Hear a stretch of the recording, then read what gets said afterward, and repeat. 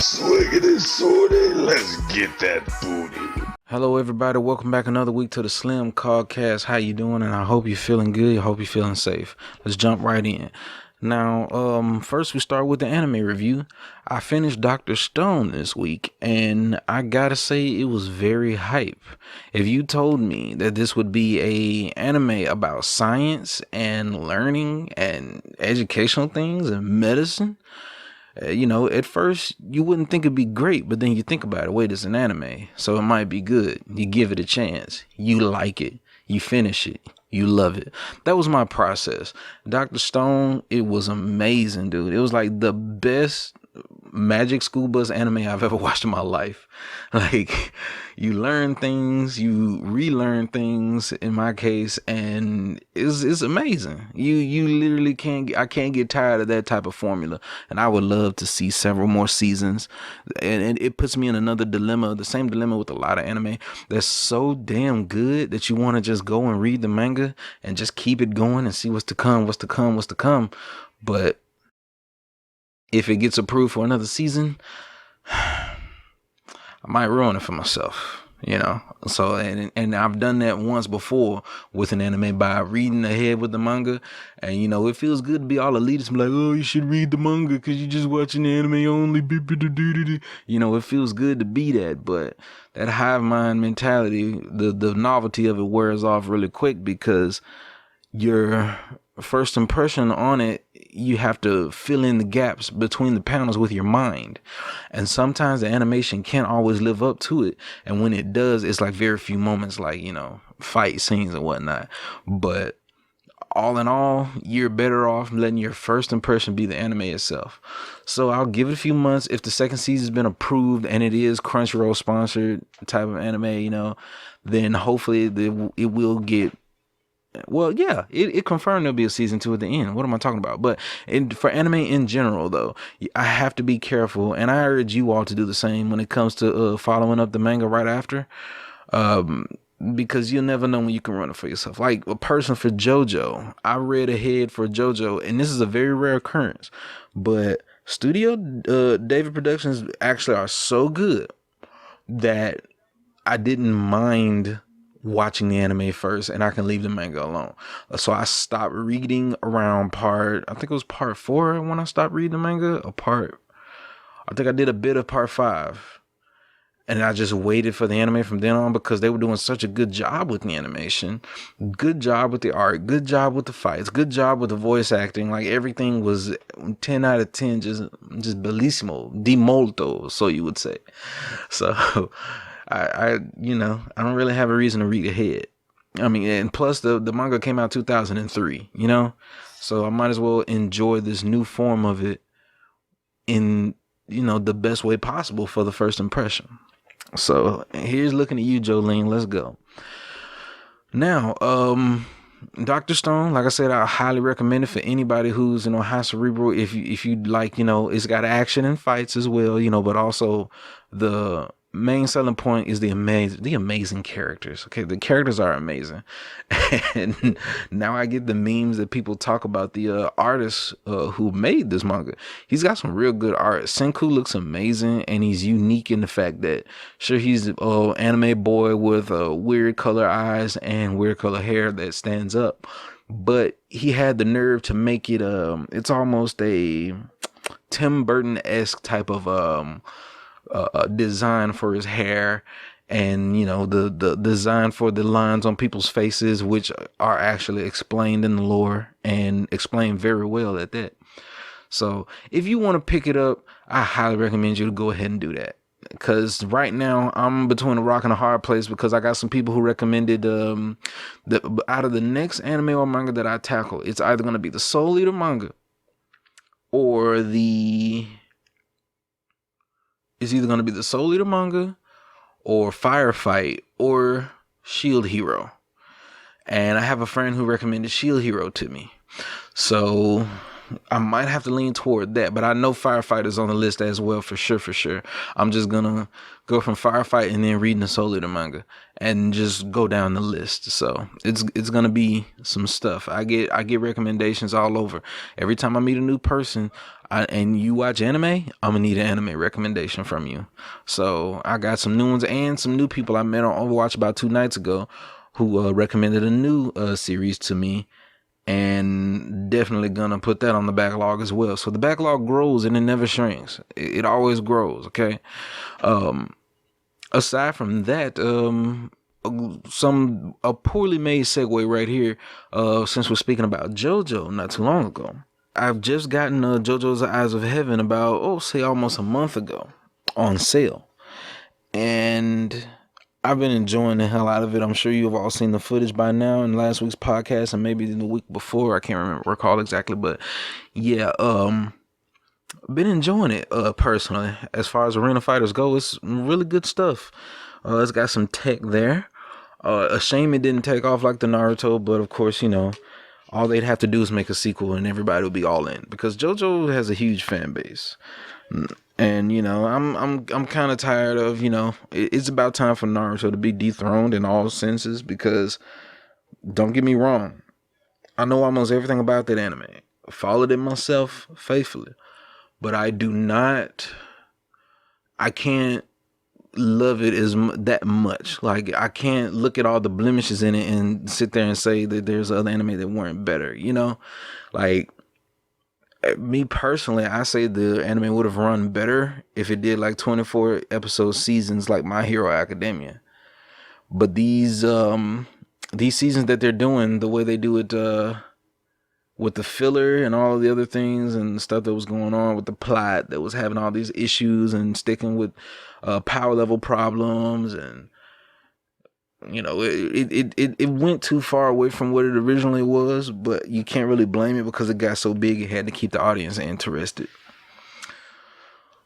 And I'm just happy that Naruto didn't go the way of Bleach, which is just now getting redemption, but it could have been worse. But it's like I say, I love me some Naruto, but we've been loving Naruto for like almost 2 decades. Let's let it go, people. All right, let's find something fresh.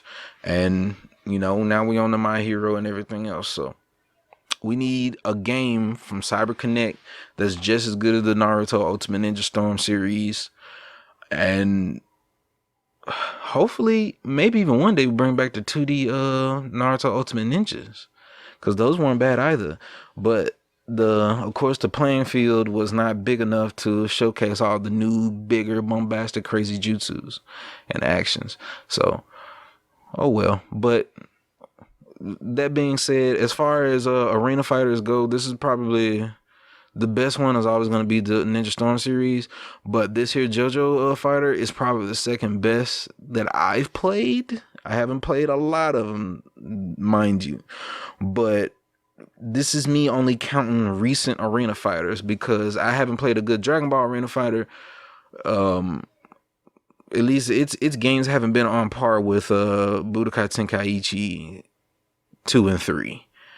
But Xenoverse was pretty good still, but it's held back by having to be an online experience first and combat second.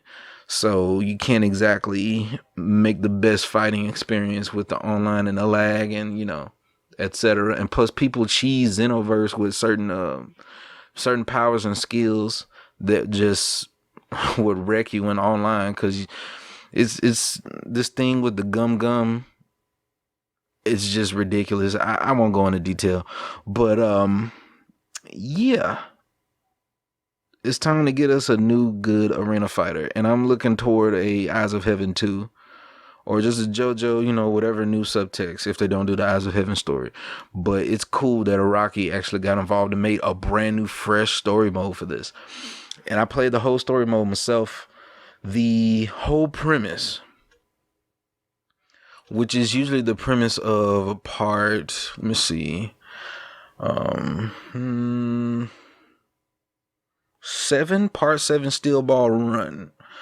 Whole premise was all about collecting the corpses of this holy being, the corpse parts, And they took that and ran with it and made an alternate timeline story mode where all the JoJos get together and we do a Smash Brothers, we do an Avengers, and we get together to defeat Dio from another timeline who never lost. A Dio who evolved into a stand that was so powerful that he literally rewrites reality. It's ridiculous. It's downright crazy, and I love it. His design is awesome as well. So, instead of the world, his stand evolved to become the world over heaven. And boy, you should hear them say it. The world over heaven. Like, it's so good. But yeah, I enjoyed it. The dual heat attacks, and when they team up and do the great attack moves, I'm always a fan of that. I always love that. I think the only games I can really think of that had that type of stuff implemented was like Naruto and I think it was a few on the Clash of Ninja series, and I don't remember if Dragon Ball had any team ups like that. Not in recent remembrance, unless Dragon Ball Fighters might have it, but I haven't looked into that heavily lately because I wanted to play it for myself and I wanted to get a first experience plus, but I have Dragon Ball Fighters now, so we can get into that. But yeah, I do enjoy that the most is seeing things that you would never see in the anime. There's no time to be seen in the anime or the manga, or just not happening.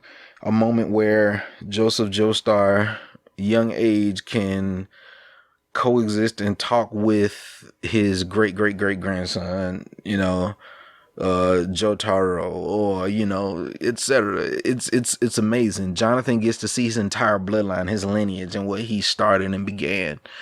Stuff like that, and seeing what they have to say to one another. And that's mostly what I was on the ride for. So, all in all, it's solid for an arena fighter. A good 7 out of 10. Battle system is great. I tried the online.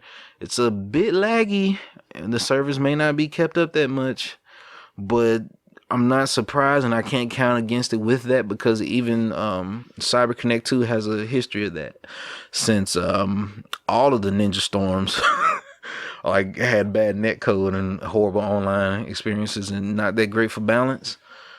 If anybody remembers Ninja Storm 2 days, all you needed was Hidan and some type of defensive. If you get Hidan on your sub partner, and you also get either a Neji or a Pain for the almighty push, or the rotation for a defensive, then you can't be touched. And from there, your main character could just be somebody who spans projectiles, and you literally cannot lose. But either who, yeah, I enjoy it. Solid 7, maybe 7.5 out of 10. Solid 7.5. I give it an 8. I'd give it an 8 because it didn't like skip any steps and cut no corners. All the poses were there. The panels from the original manga. Great voice acting. Oh my goodness, I was losing it when I was talking to my boy not too long ago. My boy Tech. I was like, I finally heard the voice of Hermes Costello from part 7 of part 6, and I was like, yo, that's the perfect voice for her, So I'm digging that right now. She's my profile pic on Discord. I'm gonna keep it like that for a good while. But yeah. So yeah, JoJo. Let's stop talking about JoJo, or else it'll be another 20 minutes. Okay. So that's my anime review for the week. I highly recommend y'all to check out Dr. Stone. I really enjoyed that. If you would like something to watch, it's only 24 episodes and it's amazing. It's amazing. So there you have it. Let's get into what I played this week now. And when it comes to games, boy, did I play some stuff. Because as of right now, I have officially finished the base game, the original first bad ending of Hollow Knight. And with that, I have like 102% completion. And it's just a little bit more, I'm just doing a little runaround stuff to complete things. And a friend led me to a little secret position, a little place that you can find in the, what was it, the White Temple or the White Palace? The White Palace. And boy, I was going through the White Palace and I was like, oh, look at this platform, yo, this is fun. Now we Mega Man now. This is what I'm talking about. And he said, okay, you want fun? Let me put you down the path of pain. Son, I did the path of pain, boy, it pissed me off some royal. It took me about 6 hours to do it. Because the first time I tried it, I think I tackled it for about a good hour and a half or so, maybe an hour 45. And I got real far, like one section before the very end. And I was like, nah, like I hit an enemy that I was supposed to bounce off of, and he knocked me into the spikes, and I had 2 HP left when that happened, so it sent me back to the bench, which is all the way back at the start of the Path of Pain. And I'm like, no. I said, nope, I'm going to bed. Fuck this, forget all of that, screw that, I'm going to bed. So, I put the towel in, but as I went to bed, I had trouble sleeping. I didn't want to get up and play nothing else. I was getting invites from the homies. I didn't feel like playing Overwatch. I didn't feel like doing shit, fam. So I was like, yo, man, I'm finna fire up this damn Hollow Knight. I'm finna do this shit today. So I immediately fired up the Hollow Knight, put the stream on, and got back at it. And man, let me tell you something. I think about a good... I want to say about a good 30 or so, maybe 45 minutes in, I got all the way to the final room, and they make you fight these 2 white knights. Every hit that they do to you takes 2 HP. I'm up in there, panic mode, trying my best to kill them. Boy, I lost my mind, and I lost my attempt. I was so pissed, like so pissed. I'm going to put that footage in this. You know what, this podcast, I'm sorry y'all who come for the footage. But this whole podcast right here is going to be just nothing but footage of me trying and failing at the Path of Pain for an hour. I'm sorry, y'all, but I want you to see just how ridiculous this shit is. If you have not played this game or you hadn't seen the Path of Pain, it's ridiculous and it's highly worth it for anybody who thinks that they are a platforming aficionado or some form of professional. I come from the old days of platforming where it was always super tough, hard, everything, all the way from the OG Marios all the way up to Mega Man originals to the Mega Man X's, everything in between, Metroidvanias, Castlevanias, and everything. I've done all of them, and still I wasn't ready. Now, I've looked at some reviews on the Path of Pain and some people's videos, and they say that it's not creative enough, and they didn't really push the mechanics to its limit, etc. And I completely disagree with that because, I mean, come on. Like, what else could you ask from them when they give you these long stretches of non-checkpoints in between each attempt and every gauntlet that you have to face? Plus, you have to master the timing of doing the bounce off of spikes and blades. And the bounce, basically, it's if you ever heard of Shovel Knight, you could just hold down and he could bounce off of certain obstacles and enemies with his shovel, kind of like DuckTales with Scrooge McDuck with his cane. Now, the difference is in Hollow Knight, you have to actually attack and hit these things in order to bounce upward off of them. And the other difference is when you bounce, you get a reset, and that gives you another double jump and another dash. So if you jump, double jump, and dash, bounce off of an item that's bounceable, then you'll get another double jump and dash from there. And sometimes you would have to micromanage all of these resets across an entire hallway where there's spikes on a short ceiling that's right above you, like a few inches above you, and a short floor that's a few inches below you. And so your job is to jump through all of this mess. And I say mess because, boy, did they make a unfair mess. It took me a while, but I finally did it. Finally got all the way through it. I killed the enemies at the end with 1 HP left. You'll see it in the footage when I finally get there. And it's amazing. So, and apparently it's just for a cutscene for lore. a lore cutscene that lasted literal seconds. I was kind of pissed because I was like, I don't know if this is really worth it, but whatever. But anywho, yeah. So right now, I'm just going around, finishing up the journal. I guess you could say. I keep wanting to call it a lexicon, but yeah, the journal with all the enemies and everything. And I'm missing exactly one enemy left.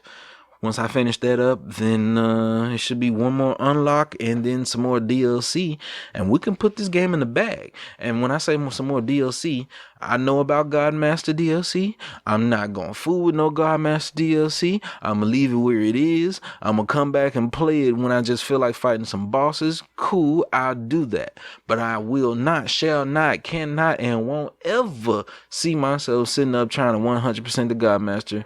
I don't want the trophy. I don't need the trophy. The last time I worked that hard for an achievement was Vanquish, trying to get the platinum trophy, and I was one mission away, and that scar is still on my soul.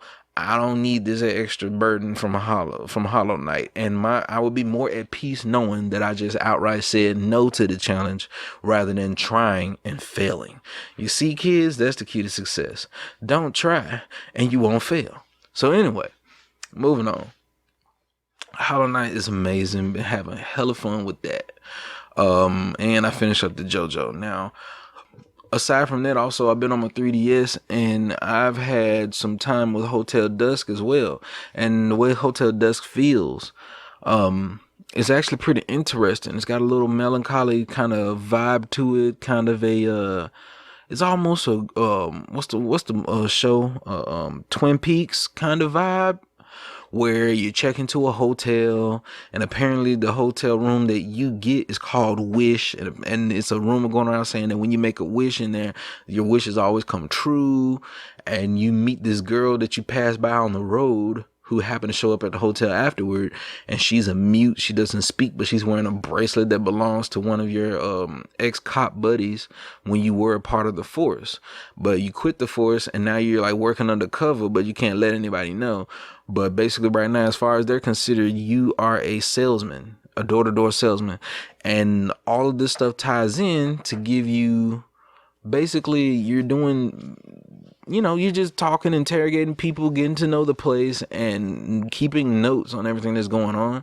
It reminds me a lot of the Nancy Drew series. If I told y'all before, it's a point-and-click adventure that is about the same. It's literally the same premise, and it's very fun. I really like doing games like that because they oftentimes comes with puzzles and logic riddles and things like that, and I love doing puzzles and logic riddles. So I'm looking forward to that as well. And so far I think we're on chapter 2. I think I just got a chance to go through the office of the hotel's owner and solved a few puzzles in there, broke a combination lock and all this other stuff. So yeah, it's coming together. I'm actually enjoying myself. And I think after I finish that, I'm going to start, I don't know which 3DS game I'm going to start next, but I think it's going to have to be, I want to start the Castlevanias that I never got a chance to play on DS. But I kind of want to tear in the Spirit tracks because it's a blemish on my Zelda record. The only games that I haven't beaten from Zelda was the 2 CDI games, which really shouldn't count, and Spirit Tracks and Breath of the Wild. So it's only 3 Zelda games that I have not played ever. But they did reboot Link's Awakening, but I'm not gonna count that because that's just a remake, I meant to say. So, and I've already played Link's Awakening and beat it, so I'm not gonna count that. It's all good. We're gonna keep rocking. But yeah, I got to play every Zelda, and now I will forever respect that series because every game now is still copying off of those Nintendo originals. There's so much Metroid in this Hollow Knight. There's so much Metroid and Castlevania Symphony of the Night, and which went even further to influence other Metroidvanias, so I'm loving it. I can't give that up. So yeah. So yeah, Hotel Dusk is coming along, and that's what's going on for the 3DS. And what else did I do this week? I think that's the gist of it. I hadn't played much Apex. I gave Apex up a bit. after I earned my weapon skin for the week or for the month, which was that longbow skin. So I'm pretty satisfied. I tried to play a little bit, but immediately got sick of it because randos. I can't do it. So yeah. But a homie of mine convinced me to play a game that I've always saw the cover art of, but never had a chance to play. And I always wonder what's so great about it. And the reviews have been crazy about it for years. And I've always wanted to play it, but never got around to it. So he talked me into getting Okage Shadow King from the PlayStation 2.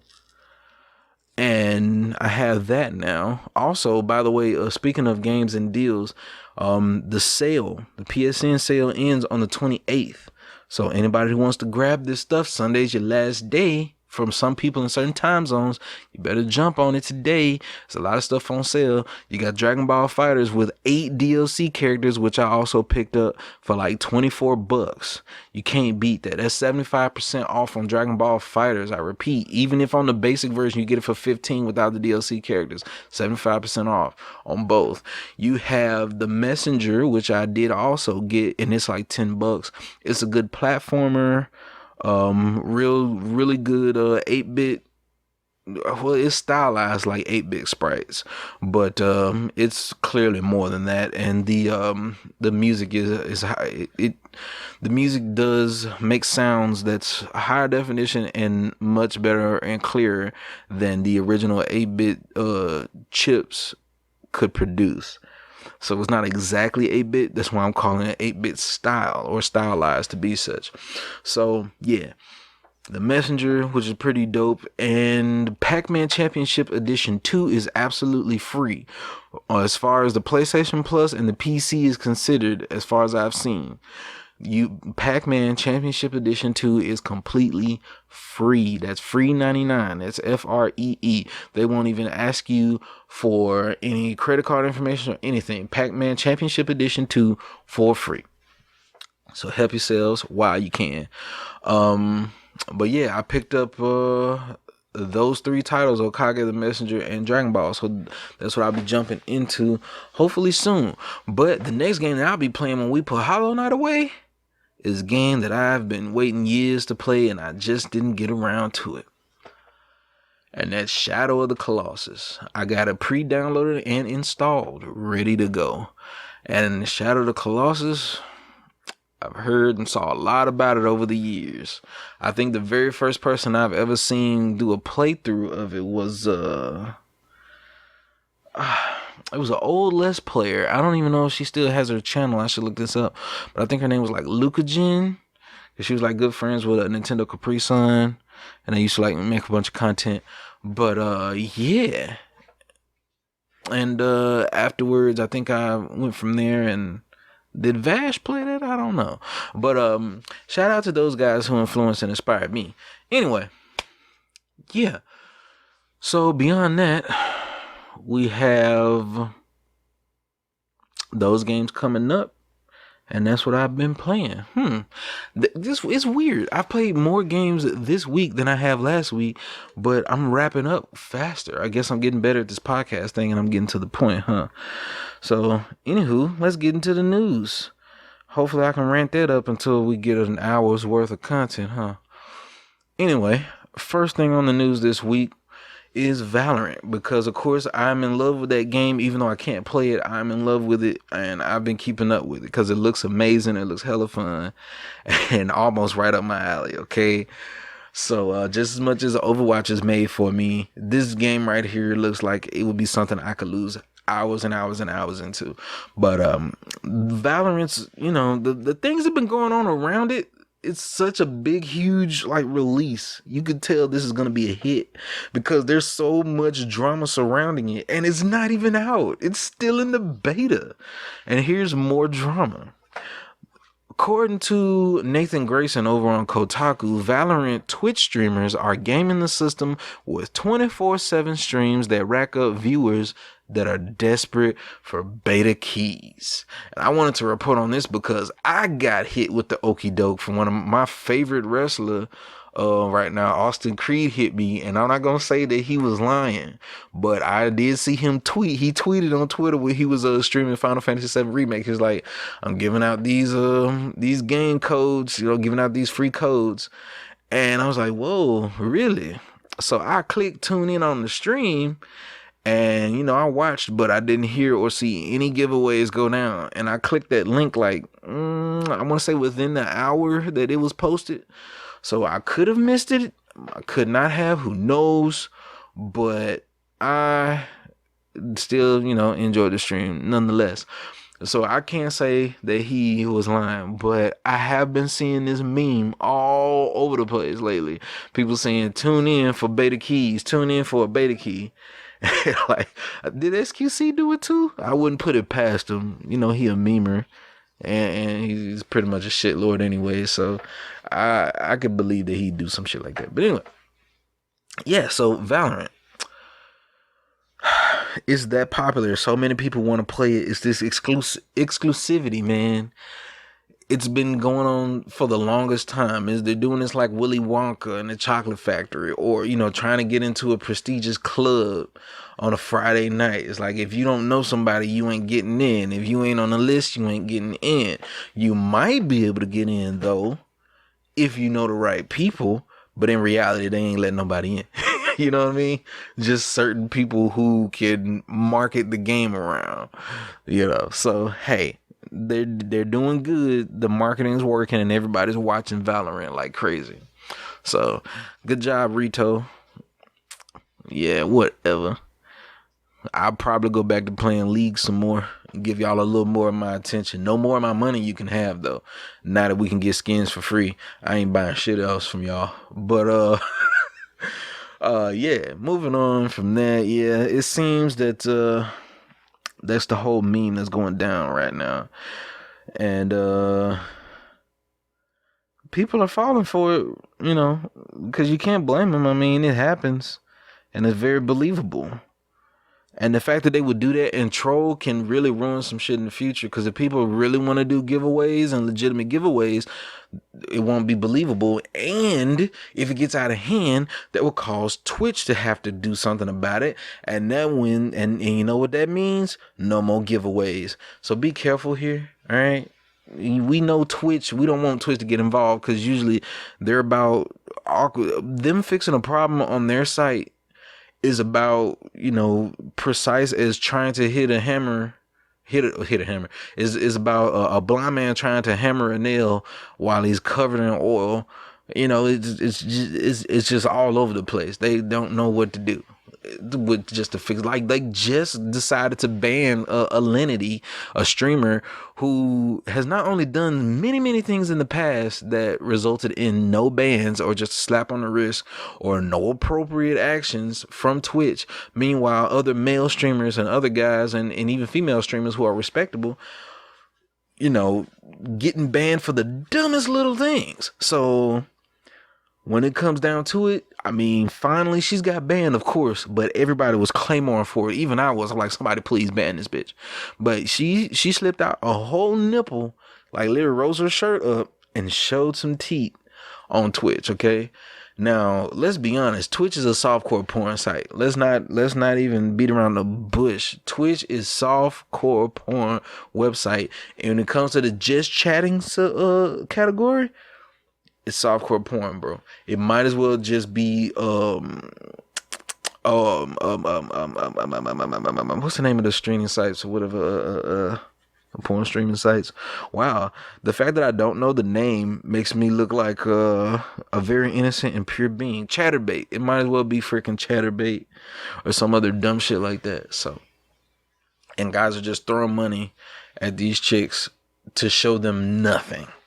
To not show them anything, because of course tantalization is more powerful by imagination of what you could see rather than being able to see it. That's the real reason why women are told to cover up, because the imagination goes further, and women who show it all, it's easily bored because it's like, I've seen it, it's not that great. So yeah, let's keep it moving before we get too off topic. I can't risk a moment to educate y'all on some things for those who don't know. And for those who do know, to go, yes, correct. So those who do know, say thank you for saying that and nod. Yes, correct. Anyway, over on GameRant.com, another article by the name of Brandon McIntyre is the author. And it states that the former White House secretary buys a bad bootleg PlayStation 4 controller and he blames China at a time like this, in this kind of climate. In this political, social climate, he blames China. So, if anybody's familiar, if you go to Amazon or eBay, you can get yourself a PlayStation controller. And these PlayStation controllers, 9 times out of 10, you have to really look and make sure that they are official brand. Me personally, I do not like to I don't really look for deals on controllers unless it's discounts on an official first party name brand controller that is sold physically, where I could tell. It had to be like from Walmart.com or GameStop.com, and I can literally see that the product is new and not used. Things like that, that'll reassure me that I'm getting an actual product. Because when you're buying from Amazon and eBay to get a controller for any game system, you run the risk of getting a fake Chinese knockoff. And these knockoffs are very, very good forged controllers. So good to the point where what they do is they take broken and non-refurbished controllers, take the chassis, meaning the outer shell of them, and they would just put parts or electronic replacement parts in and have it be compatible with your system. But it has a lower quality in the build, it has a lower quality in the button feedback and everything. You might have a smaller battery inserted, so you'll get less playtime out of the controller, and it will probably be ugly because they can't use the PlayStation official logo on it, so they'll replace the sticker on the back and the PlayStation logo button on the front with something else. So you got to be careful about that and make sure you look at these reviews when people purchase products. Be careful out there. I know some of y'all got stimulus checks and whatnot and you ain't really looking. You better be looking. So anywho's, here we go. These controllers, he got a hold of one from Amazon by the name of Fleischer, and he was a secretary for George Bush, press secretary. And he sounded off on Twitter about it. He said the additional controller turned out to be a bootleg controller that was determined to be incompatible with the PlayStation 4 console originally purchased for his children. And the tweet reads as such: another reason to distrust China. We bought my kids a PS4 and then got a second controller from Amazon. The controller was made in China, of course, and it doesn't work. It never worked. It's junk. End quote. So that is something that's very believable, and it does happen, people. You have to be careful with that. People in my household have fallen victim to that. Me personally, I never have, because like I say, I always go name brand. The furthest I've gone from off-brand controllers was back in the day in the GameCube. I think I had a Mad Catz controller, and I never did it again afterwards. But surprisingly, that Mad Catz controller was well made. But I don't know if they keep the same quality. I know they still make fighter sticks and whatnot, but I don't know if they still make like knockoff controllers. But yes, you gotta be wary, man. These things look exactly right. I know that somebody in my household bought a PlayStation 3 controller off I think it was either Amazon or eBay, and that thing looked exactly like a PS3 controller. Even the boxing, they stole the boxing for the DualShock 3 like directly down to the T, and the only way you can tell the difference is by comparing it to another box. But if you eyeball it, you will most certainly guess wrong 90% of the time. I wish I could remember the name of it's a YouTube channel, a guy who purchases controllers on Amazon and eBay, and these very controllers, one of the controllers that we bought for the PS3 in my household was on his channel, and it was terrible. It was a bad quality, and it just did not work. If I could find, hold up, I'm looking it up right now because I want you guys to go and look at it, so you can see exactly what I'm talking about, because it's actually hilarious. Yes, his name is Mystic, Mystic. I need you guys to go and check out that channel. He constantly buys stuff from eBay, Amazon, test it out and see if it's good or not, if it's a bust. And oh my god, he comes across some gems sometimes, bro. Like, it's so good. So yeah, and let's not forget now, don't think you're safe from PS4 either. Thanks to this tweet, now you see even the DualShock 4 boxes have been copied directly. And I think that they've gotten a hold of these materials from either old warehouse or just a bunch of old refurbished chassis, and they just repaint it if it's got scuff marks or whatever and just repurpose them. So there you have it. You know, you got to be careful when you're shopping online. And there's plenty of facets and things implemented in these online shopping sites in order to keep you from falling for this, and you have to use them. Okay, I can't stress it enough, and I kind of feel sorry for you if you fall for it, but I can't completely. They're all there for you. You got to read. Okay, rule number 1 on the internet should be you have to read. You cannot just click. You need to read.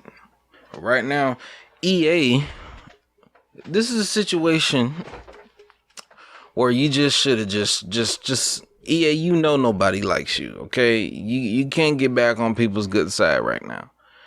This is a situation where EA, it's better just to shut up. Just shut up. Just don't say anything. Just don't say a word, okay? And the reason I say that is because right here over on Ginx.tv, Ginx that is, an article by Wessel Mini states that Electronic Arts, aka EA, roasted on Twitter after asking gamers why can't they be more like Ice-T. Saying this because they recently retweeted and then retweeted with a comment saying, Ice-T's original tweet was, "I'm home chilling, playing video games, people. Nothing to see here." And so they retweet and say in all caps, Electronic Arts, why can't you all be more like Ice-T? Of course, this is the internet. And Twitter is for everybody to have their voice heard. If it is good enough to be said, then it is shared and upvoted all over the place. So one person, Makey, responds, because we are hiding from the microtransactions. That's a burn. The old-timey gamer says, we would if your servers worked and you hadn't crushed the life out of games like Anthem and Battlefield. Thanks for that, by the way. So in short, many of us are staying in and playing, just not EA titles. That's a burn and a half. Another person chimes in by the name of Willis Potts saying, why can't you deliver a sequel to Battlefield Bad Company 2 in the 10 years since it released? That's 2 burns. Let's see, because your servers are broken, says Marco M267, which is true. Because they, man, tight. The one EA games that I've been playing, the one is Apex, and I played a bit of Titanfall 2, and I can tell you now, they are not letting Respawn get some decent servers. I'll say that now, because Apex has been suffering. But anywho's, Mark responds and says, because Madden 20 franchise mode is a joke of a simulation football experience. using the Saturday Night Live sketch with a Justin Timberlake gif. And so that's most of the ones that they have posted. Basically, everybody just started roasting EA, and we all know that EA deserves it. Okay, I've never really respected. This is the thing. EA was more of a company made to make money. They weren't a gaming company, so to speak. And Electronic Arts just they would just apply business heavy-handedly to the video game industry. And what happens with that is you see a lot of cutthroat business decisions made and ruination of plenty of original IPs and video game companies. And it's crazy, but that's what happens. The many companies that they've taken, absorbed into them, and then literally cut them off and let them die off. Like it's like a huge parasitic monster, this company, bro. So, and not just that, but they don't really give proper support for the IPs that they do have. I hope Respawn can hold on, because it could get ugly. You know, it could get real ugly, and I don't want it to. It's a shame that they decided to release Titanfall 2 at the time that it did. And it's also a shame of what happened to Titanfall 1. But that's a good game that should not fade into obscurity. And I don't think it will. But EA, I think they're slowly learning, though. They're not doing the bad things that they used to do, but they still suck. So they'll keep winning that Pooh Award for Worst Company of the Year if they keep it up. Anywho, moving on. Next up on the topics is, this one's about Nintendo from the website evostrix.com, and Nintendo has confirmed that up to 160,000 accounts, accessed in huge privacy breach for the first time ever. Article by J. Nyla. Or Nyla, I hope I didn't mispronounce your name. But yeah, Nintendo confirmed this 160,000 accounts have been breached. And let's see, Nintendo has disabled the ability to log into a Nintendo account using a Nintendo Network ID after approximately 160,000 accounts were compromised by unauthorized parties. Nintendo's statement, originally published in Japanese, says that ID and password information for NNIDs was obtained illegally by some means other than our service. From the beginning of April, in that statement, Nintendo says that at present there was no evidence to suggest Nintendo's own databases, servers, or services have been accessed. This again suggests the login data used to access accounts was obtained elsewhere, a tactic known as credential stuffing. So, basically, they're taking the necessary precautions, which, sucks for some who can't, sign into their accounts. But they're having a security breach. If you temporarily cannot sign in, please accept this timeline, because in an alternate timeline where they did not take this precaution and you're still able to log in, your information would be compromised. Of course, you buy games online on your Switch because it is primarily a download to play games type of platform.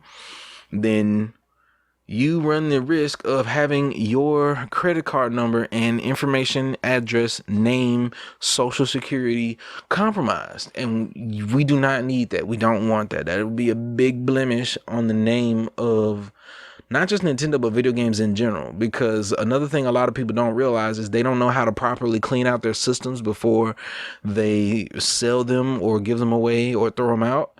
When you get done with a game system, you need to initialize it, scrub it clean. And if you don't trust the initialization that's included in the systems, then I highly recommend it. You need to rip that hard drive out and rub it with a huge magnet. Rip that hard drive out before you sell it. And therefore, that's the best way that you can make sure that your information does not exactly get mined and reused after you resell a console. You don't know who's going to end up with it once you let go of it. So that's just one way. But, it's not that likely, since you would have to search console after console after console trying to find people who left their information on it.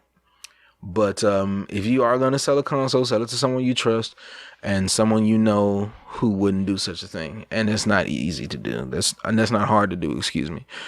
So, yeah, this is something that's a very serious deal, and they are doing the necessary precautions. This is almost DEFCON 5 right now when it comes to security breaches. And I wish people would stop this. Like, we need this stopped. We don't have to worry about it though. There's gonna be white hat hackers who will, counteract and let Nintendo know about the vulnerabilities and whatnot. But that's gonna be an issue. It was all good when all these modders wanted was to play games for free and mod games. Let them have that. That's fine. You're going to make a new modded version of Smash Brothers? Go ahead. You're trying to, do your piracy thing. We won't completely condone it, but we're not going to step over into your world and say, hey, stop that and ruin your fun. Whatever, what floats your boat and finds your lost remote. But honestly, go ahead and just accept this and let it blow over until they patch the security vulnerabilities, find out what exactly has been compromised, and move forward from there.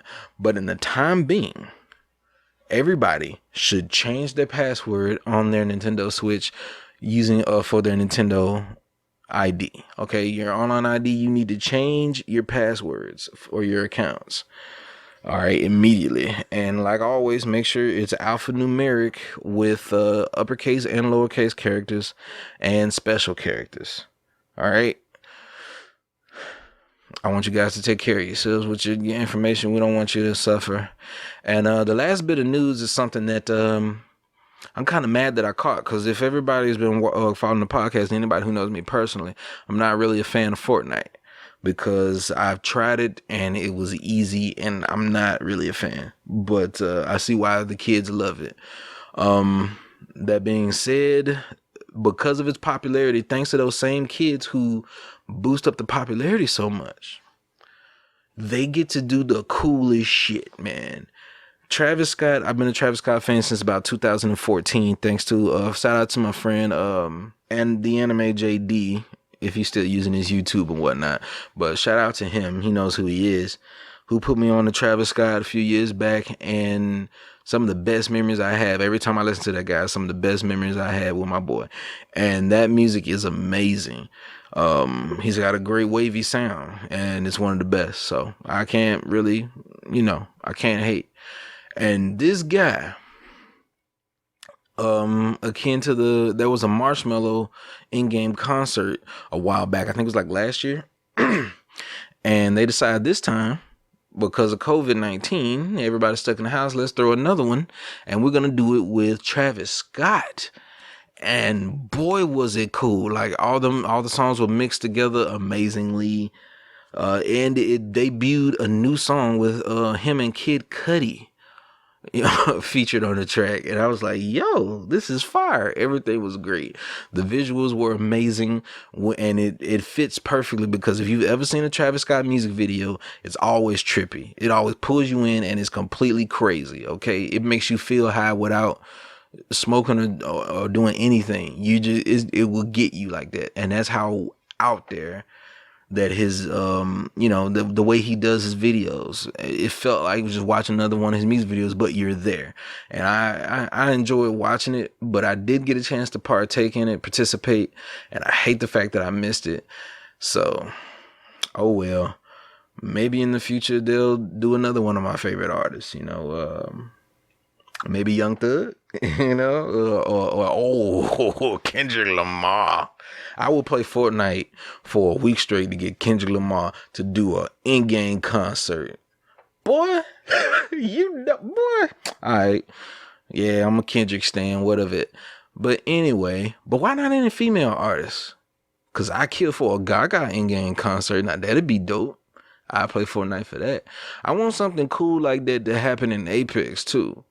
Give me a celebrity skin, or show we need some good stuff like that. But they need to fix their servers before they think about doing anything like that. But I hit up my boy Ty. He was like, when I showed it to him, he said, Apex Games was like, hey kids, do you like the hip hop? We have the hip hop. so yeah, try to stay in touch with their audience, but they're doing a good job. So yeah, I don't really have any other articles to include, but because it's not been a lot of major news going on this week, but those were the biggest ones that I found interesting. If there's anything that you would like me to keep up with, though, I will put that into the rotation and we'll start speaking about it on a regular basis. And I can only tell you what I know about it. But all in all, yeah, good stuff. And I've been enjoying my week. Hopefully the coming week is going to be great. We're going to finish up Hollow Knight, most likely, and we're going to tear into some Shadow of the Colossus, and I can't wait. I'm actually anxious. I'm almost like anxious just to finish Hollow Knight and toss it over, toss it to the side so I can tear into some Shadow of the Colossus, because I really want to do that, and that'll be sweet. So, hey, here we go. Anywho's, let's lead off into the next week positive. Keep your light. Don't let nobody steal it from you. Don't let nobody piss you off, okay? Y'all be good out there. Take care of yourselves. And always remember, the channel motto is the intentions are the most important. The actions are nothing but loud. And the words don't mean a goddamn thing, okay? I love you all. Peace.